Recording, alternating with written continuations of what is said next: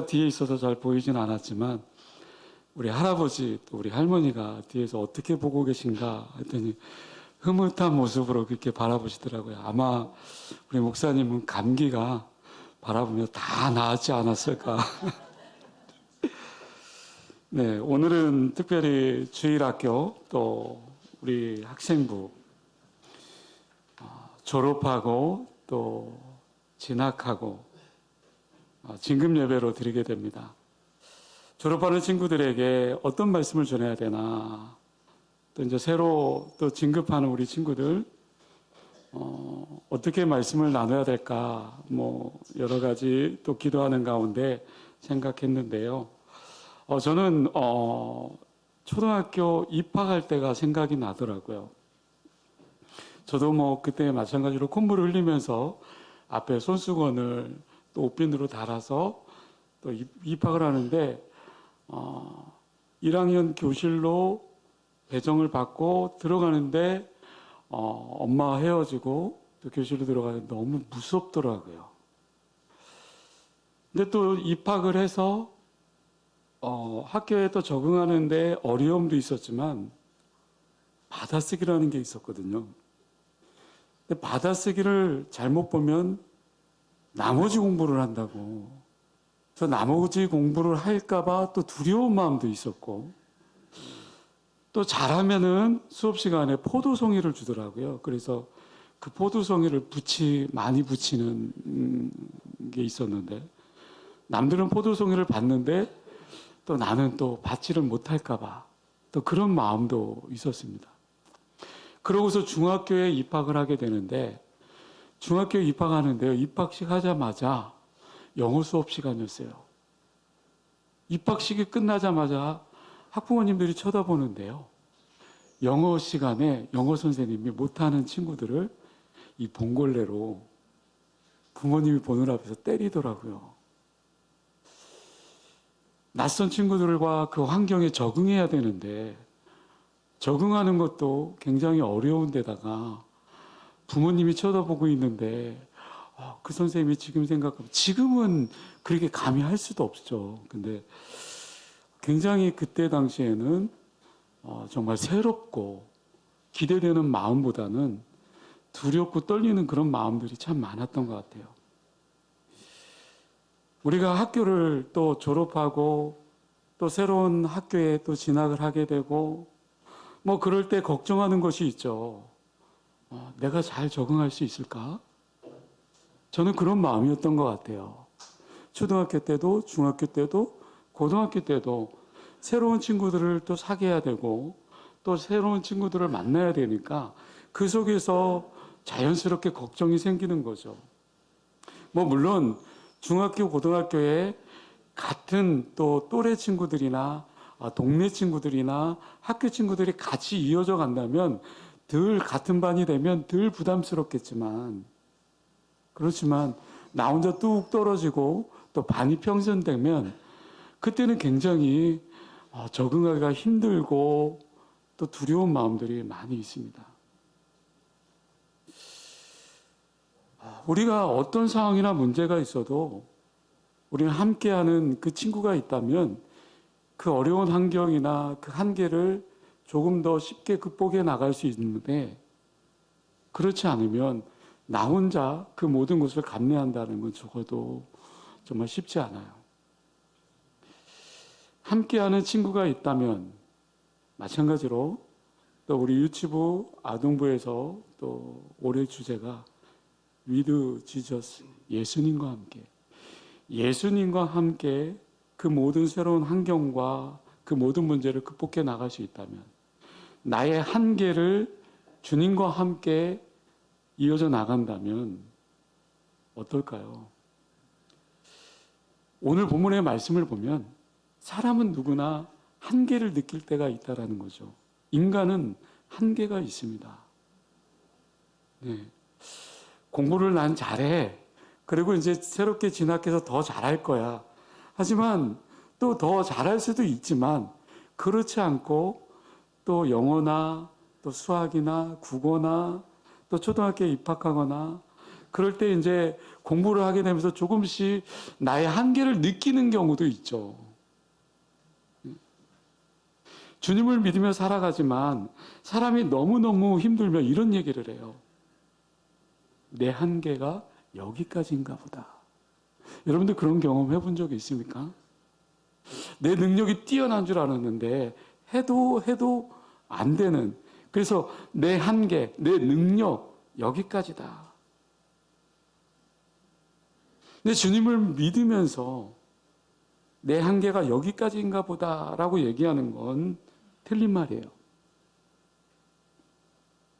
주님이 함께하기에 나는 할 수 있다라고 외치고 있으면서 내 한계가 여기까지다라고 말하면 하나님의 그 능력, 하나님이 나와 함께하심을 스스로 내가 제한시키고 있는 것입니다. 하나님은 어떤 분이십니까? 내가 믿는 하나님은 능력이 많으신 분이에요. 나는 그분을 믿는 사람입니다. 하나님을 내가 믿는다면 나는 내 한계를 뛰어넘을 수 있겠죠. 왜요? 하나님은 전지전능하신, 그 모든 것을 이룰 수 있는 뛰어나신 그런 하나님이시기 때문에 그 하나님을 믿음 가운데 있다고 한다면 내 한계는 아무것도 아니라는 거죠. 뒤돌아보면 어떻습니까? 내 힘으로는 불가능했었는데 어떻게 그렇게 할 수 있었을까? 네. 모든 것이 은혜였어. 네. 뒤돌아봅시다. 네. 동규가 너무나도 음도 거의 안 틀리고 완벽하게 그 노래를 소화했는데요. 와, 그 필리핀 단기선교 가서 청년들이 이 찬양을 계속해서 반복해서 특송을 하는데 은혜스럽지만 오늘 뭐 교사 선생님들과 같이 함께 찬양했지만 동규의 그 목소리, 그 쩌렁쩌렁한 그 음감, 뭐 모든 것이 은혜였다. 네. 제가 처음에 왔을 때 동규 막 열이 뛰어다니고 막 예배 시간에 엄마가 붙잡으려고 막 어떻게 해도 안 되고, 근데 벌써 지금은 얌전하게 예배도 드리고 특송도 부르고, 그죠? 모든 것이 은혜였죠. 뒤돌아보면. 사람이 살다 보면요, 종종 길이 보이지 않을 때가 있습니다. 아무리 주변을 둘러봐도요, 길이 보이지 않을 때가 있어요. 이럴 때 우리가 어떻게 해야 될까요? 포기해야 됩니까? 나의 한계를 경험하고 내가 한계라고 느껴질 때 단념하고 그 발길을 돌려야 될까요? 우리 학생부 친구 여러분, 새 학교에 또 입학하고 적응하는 데 있어서 너무 힘들고, 물론 좋은 일도 많이 있겠죠. 새로운 선생님을 만나야 되고 새로운 친구들을 만나야 되고 또 학원에 가서 더 열심히 공부해야 되고 또 그런 새로운 환경, 그러면서 나의 한계를 부딪히게 될 때, 그때 내가 어려움을 느낄 때 그때 단념해야 될까? 만약에 우리가 그 단념하거나 포기해버린다면 우리는 영영 그 위에 그 어떠한 길도 찾지 못할 겁니다. 어찌해야 될까요? 우리 학생부 친구 여러분, 우리 성도 여러분, 단념하고 포기하는 것 대신에 하나님 앞에 지혜를 구하고 담대함으로 나아가야 될 줄로 믿습니다. 마치 보지 못했던 그 길을 하나님 보여주세요. 나에게 꿈을 보여주시고 비전을 보여주시고 하나님 앞에 쓰임받는 그런 인생이 되고 싶습니다. 그럼 오늘 보면 46절 후반절에 보면 왕의 신하가 있어 그의 아들이 가버나움에서 병들었더니, 지금 왕의 신하의 아들이 병들었어요. 병들었는데 이 왕의 신하, 대단한 권력을 갖고 있어요. 신하라고 하면 엄청난 돈도 많이 있겠죠. 근데 병들어 죽게 되었다라는 거예요. 인간의 한계를 느낀 거예요. 병들어 죽게 되었는데 어찌할 바를 모르는, 죽을 수밖에 없는, 포기해야 되는, 단념해야 되는 그런 급박한 상황이에요.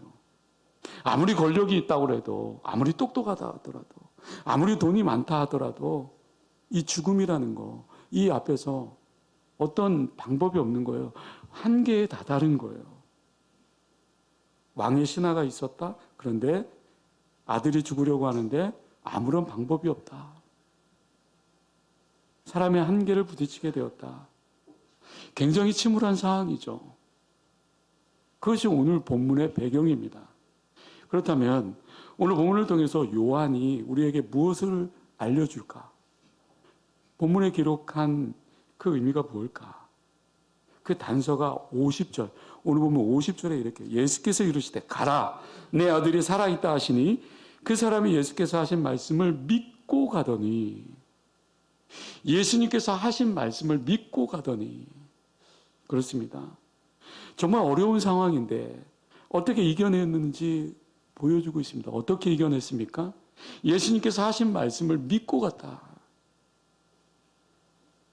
이 말씀을 통해서 믿음으로 우리가 어떤 상황이나 한계에 부닥쳐냈을 때 이겨낼 수 있는 유일한 방법이 되어줄 수 있겠죠. 오늘 이 왕의 신하에 대한 이야기는요, 아들이 아프다라는 것으로 시작되어지죠. 그것도 거의 죽게 되었다라는 말씀이죠. 그렇습니다. 그러면 왕의 신하가 어떻게 믿음으로 그 한계를 극복할 수 있었을까? 이 믿음은요, 우리가 아무리 믿음이 있어도 고난이 오는 것부터 시작되죠. 그 한계는요. 근데 그 한계에 막다뜨렸을 때 어떻게 해야 될까? 네, 오늘 본문을 통해서 첫 번째, 주님을 찾아야 된다라는 거예요. 우리 학생부 친구들, 어려움이 올 때 어찌 해야 됩니까? 내 자신의 능력을 의지하기보다는 하나님을 찾아야 됩니다. 오늘 왕의 말씀을 보면 왕의 신하의 아들이 왜 병들었는지는 잘 몰라요. 자세하게 기록되어 있지는 않아요. 그런데 적어도 병이 들면서 그는 누군가를 찾기 시작해요. 가만히 보세요. 나에게 아무런 문제가 없었다면, 그냥 평탄하다면 예수님을 찾았을까요? 예수님을 찾지도 않았을 거예요. 적어도요, 사람은 고난이 오면서 예수님을 생각하게 만듭니다. 왜요? 고난은 믿음으로 들어가는 출입구가 되어지기 때문이다. 근데 오늘 본문의 가장 큰 고난이 무엇일까요? 자녀. 여러분들이 너무나도 사랑하는 자녀. 자녀에 대한 고난입니다. 정말 힘이 듭니다. 자녀가 아파서 죽게 되었다. 부모의 마음이 어떨까요? 네. 인간의 최고의 한계를 느끼는 그 순간이 아닐까요? 그러면 이런 고난을 받는 왕의 신하는 어떻게 됩니까? 오늘 보면 47절이에요. 47절. 그가 예수께서 유대로부터 갈릴리로 오셨다라는 것을 듣고 가서 청하되 내려오셔서 내 아들의 병을 고쳐주소서 하니 그가 거의 죽게 되었습니다. 당연히 고난이 찾아옴으로 말미암아 귀를 기울이게 됩니다. 진리를 찾기 시작합니다. 그렇습니다. 새로운 환경에 적응하려면 새로운 학기에 또 새로운 학교에 새로운 선생님의 새로운 친구에 적응하려면 많은 어려움을 느낄 수 있고 두려운 마음도 엄습해 올 수 있고 어찌해야 될까요? 주님을 찾아야죠. 먼저 주님을 찾는 데서 해답을 얻을 수 있는. 두 번째로요. 복음을 들어야 두려운 마음에서 담대함으로 변화시킬 수 있습니다. 신하의 아들에게 복음은 무엇이었습니까? 아들을 고치는 거였어요. 그것이 복음이었어요. 자기가 구원받는 그런 것이 아니었어요. 그래서 무슨 소리를 듣게 됩니까? 예수님이라는 분이 계시는데, 근데 가나에서 무엇했다라는 소문을 듣습니까? 물로 포도주를 바꾸었다라는 소문을 들었습니다. 이 소문이 가나 온 땅에 퍼졌습니다.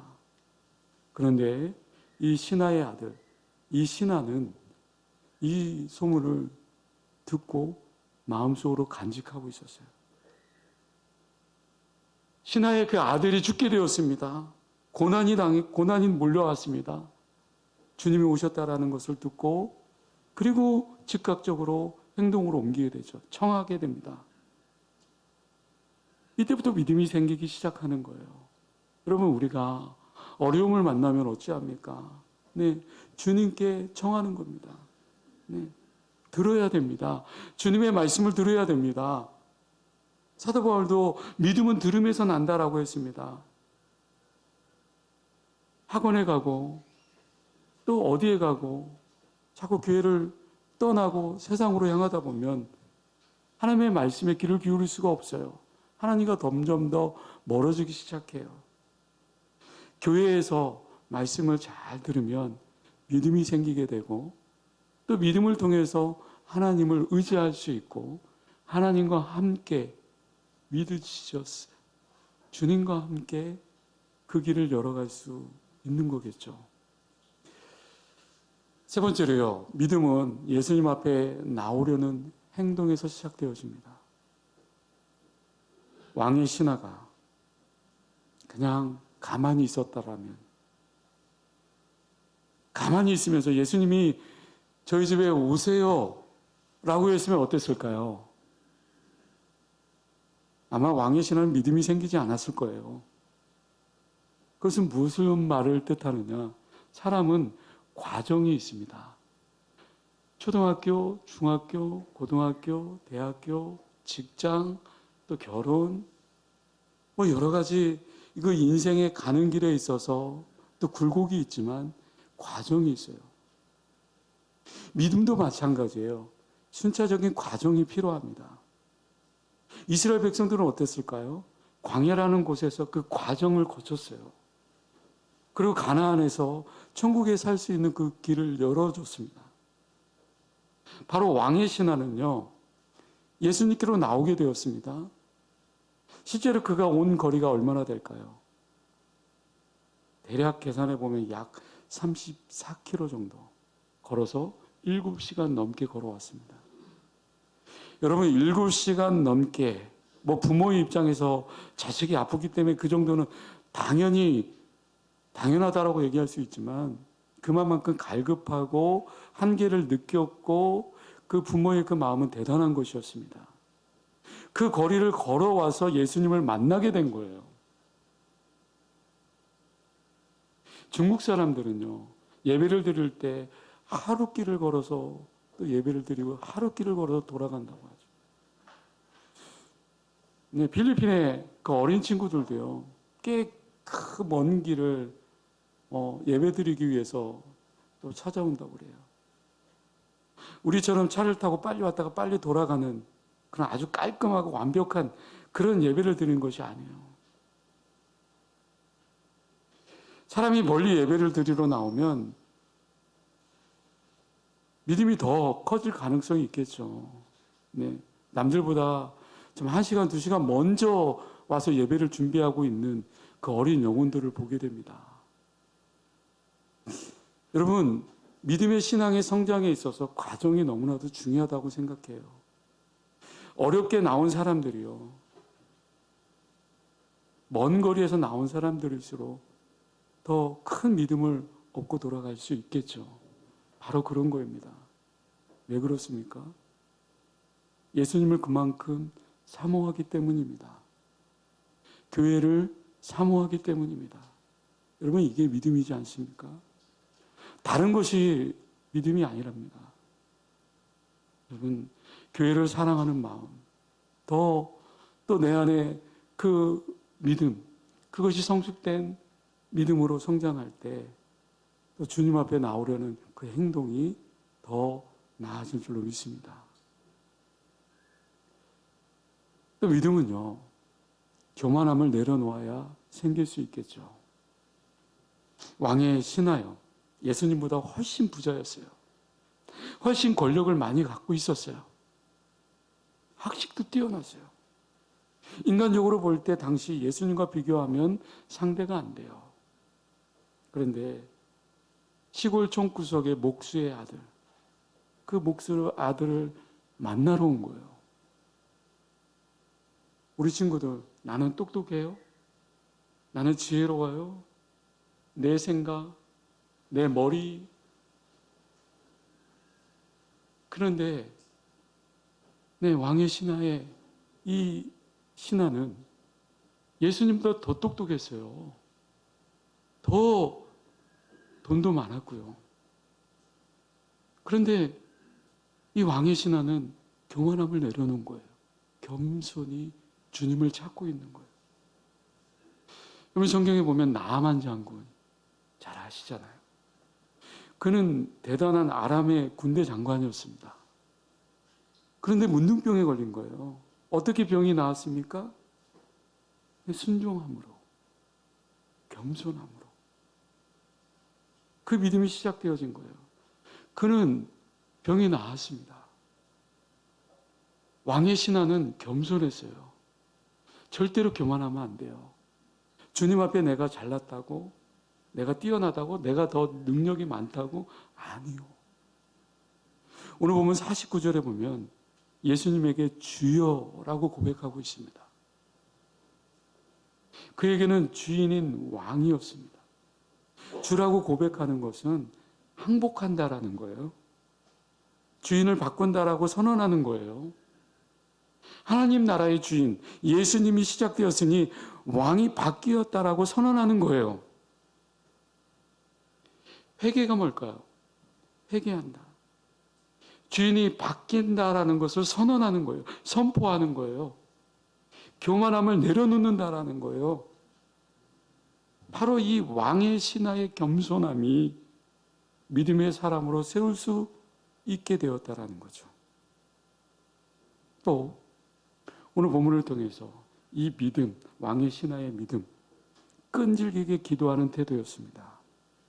그냥 나 중간고사야, 기말고사야, 나에게 어려운 문제가 있어. 그래, 이때 잠깐 정말 열심히 기도하면 되겠지. 아니에요. 어려울 때나 즐거울 때나 행복할 때나 힘겨울 때나 늘 기도해야 되겠죠? 그런데 중요한 것은 끈질기게 기도했다라는 거예요. 47절이에요. 그가 예수께서 유대로부터 갈릴리로 오셨다라는 것을 듣고 가서 청하되 내려오셔서 내 아들의 병을 고쳐주소서 하니 그가 거의 죽게 되었습니다. 예수님이 갈릴리로 오셨다라는 소문을 듣게 된 거예요. 그리고 가서 무엇을 합니까? 예수님께 청하는 거예요. 내려오셔서 내 아들을 고쳐주소서. 내려오셔서 내 아들을 고쳐주소서.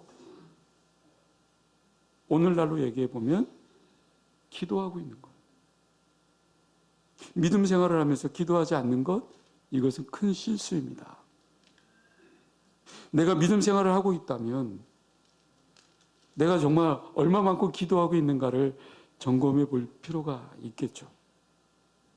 사람은요, 기도를 하지 않아도 얼마든지 믿음 생활 하는 것처럼 보일 수도 있습니다. 그런데 주님은 아니었습니다. 주님은 습관을 쫓아 기도하셨습니다. 왕의 신하는 어느 정도 간구합니까? 예수님이 높으신 자제이니 바로 고쳐주시지 않았습니다. 특별하게 대우하지도 않았습니다. 그런데 그는 포기하지 않았습니다. 49절에 신하가 이르되 주여 내 아이가 죽기 전에 내려오셔서. 대단합니다. 아주 끈질깁니다. 부모라면 이 정도는 돼야 되지 않겠습니까? 내 자식이 훌륭한 사람이 되고 똑똑한 사람이 되고 적어도 하나님 앞에 크게 쓰임받는 정말 그런 사람이 되기 위해서 이 정도의 기도는 필요하지 않을까요? 정말 끈기가 있으면 어떤 일에도 승리할 수 있습니다. 우리 학생부 친구들, 또 우리 진급하는 우리 친구들, 절대 기도함에 있어서 포기하지 마십시오. 나의 꿈과 비전, 나만을 위한 것이 아니라 하나님의 영광, 또 맡겨진 그 사명을 감당하겠습니다. 저는 필리핀 단기 선교 가면서요, 목사님하고 우리 학생부 친구들, 또 그리고 우리 어린 친구들, 정말 필리핀 땅을 밟고 그 현장 속에서 그 아이들을 바라보고 또 그러면서 나는 얼마나 행복한가, 나는 얼마나 축복받은 사람인가, 그것을 느꼈으면 좋겠다. 정말 이곳에서 그 아이들을 바라보며 또 하나님이 주시는 은혜를 경험하며 아이들과 함께 예배드리고 또 그런 모습이 있었으면 참 좋겠다. 여러분, 기도는 말할 필요도 없습니다. 성경은 어떻게 기도하라고 얘기하고 있죠? 부르짖으라. 쉬지 말고 기도하라. 이 말은 기도할 때 부르짖는 마음이 없다라는 것입니까? 쉬지 말고 기도하라고 했는데 잠시 쉬라고 하는 기도입니까? 여러분, 예레미야 33장 3절 말씀이요. 너는 내게 부르짖으라. 내가 내게 응답하겠고 내가 알지 못하는 크고 놀라운 비밀을 내게 보이리라. 인생의 한계를 느낀다고 한다면 내가 적어도 어려움이 닥쳐서 그 문제를 풀어갈 수 없다라고 느낄 때 기도의 능력의 축복을 통해서 우리의 어려운 한계를 극복해 나갈 수 있는 우리 진급자 친구들, 우리 영광교회 모든 친구들이 되어줄 수 있기를 주님의 이름으로 간절히 축원합니다. 한 가지 더 말씀드리고 말씀을 맺겠습니다. 믿음은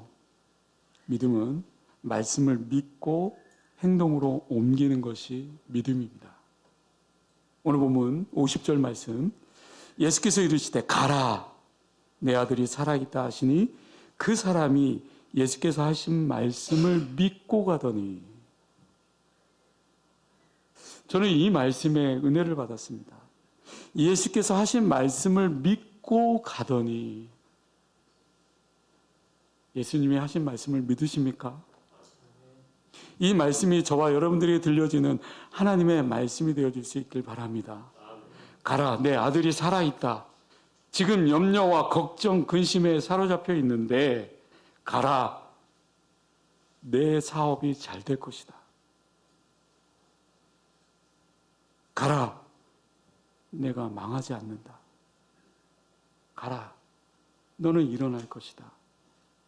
가라, 내 가정이 회복될 것이다. 가라, 내 아들 대학에 떨어질까 염려하는데 합격할 것이다.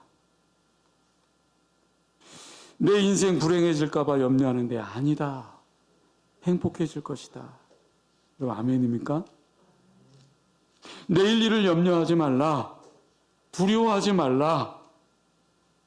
주님이 하신 말씀을 믿으십니까? 이것이 믿음이죠.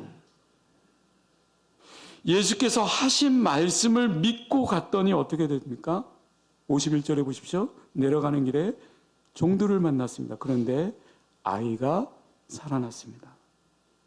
하도 신비해서 아이가 낳기 시작한 때가 언제냐고 묻습니다. 53절에 보면 그의 아버지가 예수께서 내 아들이 살아있다 말씀하신 그때인 줄 알고 자기와 그 온 집안이 다 믿으니라. 결국은 어떻게 됩니까? 이 기적으로 말미암아 모든 집안이 예수님을 믿게 되었습니다. 병으로 어렵게 된 정말 한계를 느낀 그 상황 속에서 오히려 큰 축복으로 온 가족이 믿게 되는 놀라운 역사를 보게 된 것입니다.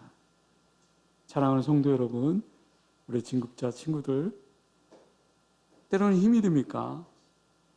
때로는 한계에 다다랐다라고 느껴질 때가 있습니까? 주님의 말씀을 믿으십시오. 그리고 정말 그렇게 될 줄 알고 믿고 움직이고 행동으로 나타내십시오.